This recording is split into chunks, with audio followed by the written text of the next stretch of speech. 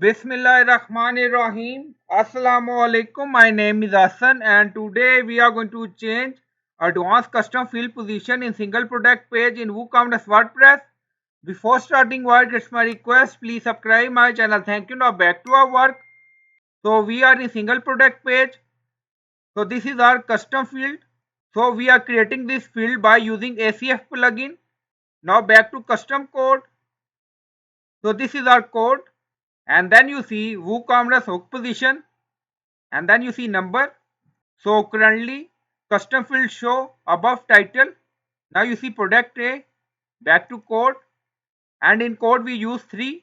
So this is our WordPress hook position. Now you see single title 5, single rating 10, single price 10, and then you see single expert 20, back to code. Now add 6 here and then click on update. Now snippet updated done. Go to single product page. Now you see product A show before title. Now refresh the page. Now you see product A show with price, back to code. Now add 10 and then click on update. Now snippet updated done. Go to single product page and refresh the page. Now you see product A show after price, back to code. Now add 15 and then click on update. Now snippet updated done. Go to product page and refresh the page again.